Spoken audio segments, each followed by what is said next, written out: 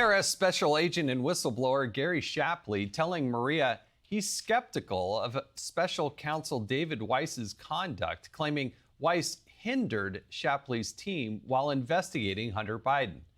The Republican chairman of 3 House committees are asking the Attorney General to hand over all documents and communications related to Weiss's elevation to special counsel after investigating Hunter Biden for 5 years.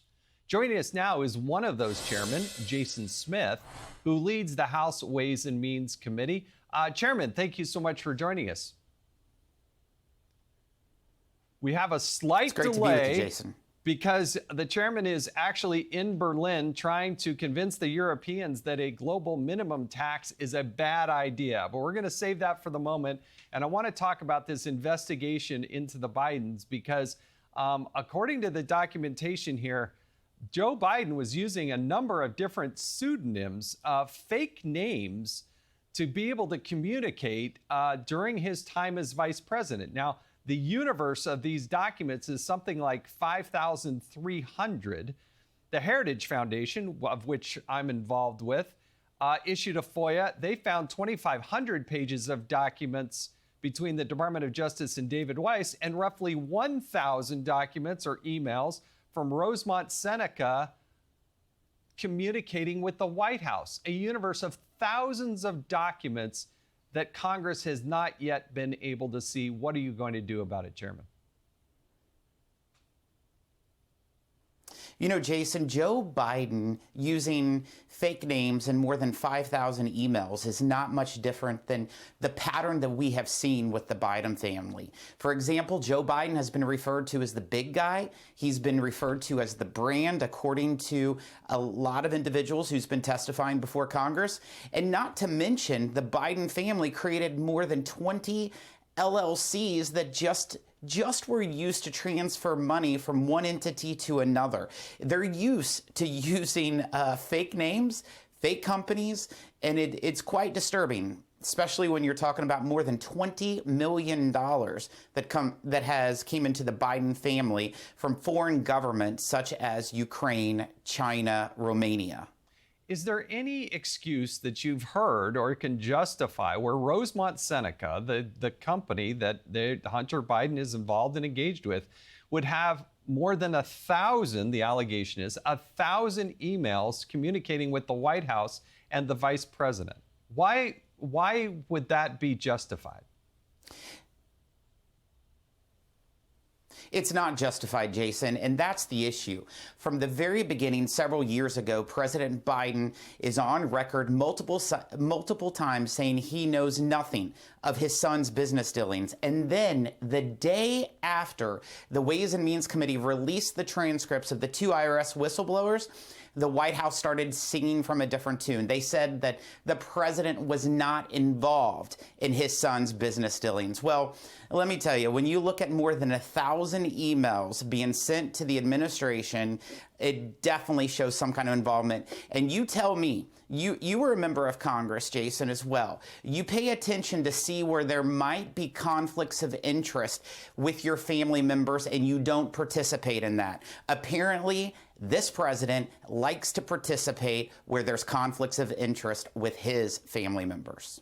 So the big question for Congress moving forward is, are they going to start this impeachment inquiry? That's not an impeachment, but it's an inquiry to give you more power to actually issue subpoenas to get the documents that Congress wants. How do you see this playing out, and what is the problem and the challenge that you're going to have if the government isn't funded beyond September, the end of September?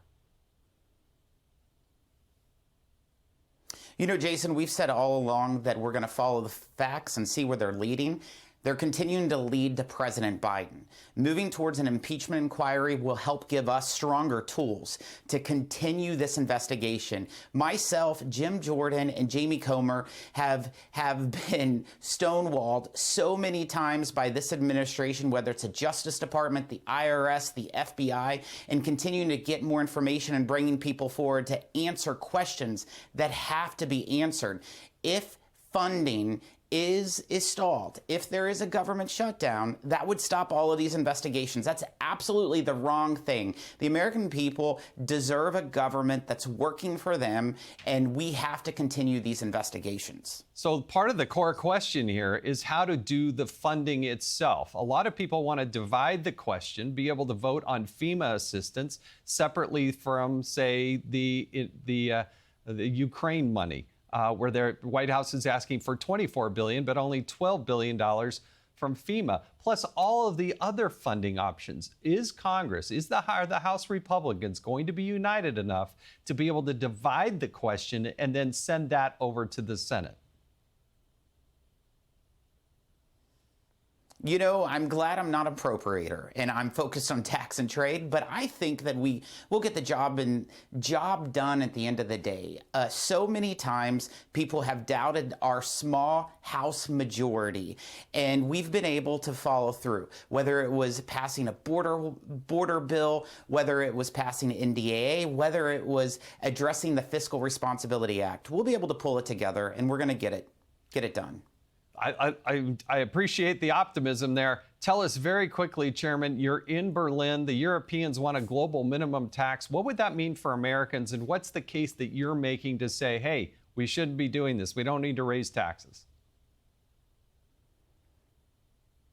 Jason, I'm here on behalf of the American taxpayers because the Biden administration entered into an agreement with foreign countries in order to basically suck away $120 billion of our tax revenues and distribute it amongst 130 other countries. This would only harm the American worker, but it would harm the American worker and the American small business and empower China. It's the absolute wrong direction for our country, but it's a wrong direction for the world, and I'm making sure that the other tax writers know that the Biden administration cannot enter into an agreement. The Ways and Means Committee is the chief tax writing committee, and as chairman, I will make sure that this agreement never becomes law in the United States. Well, Chairman Jason Smith, I really do appreciate you joining us here. Looking forward to see what's happened with the appropriations when you get home, but also the Biden family business dealings and that investigation as well. Thank you for joining us on Sunday Morning Futures. Hey, Sean Hannity here. Hey, click here to subscribe to Fox News YouTube page and catch our hottest interviews and most compelling analysis. You will not get it anywhere else.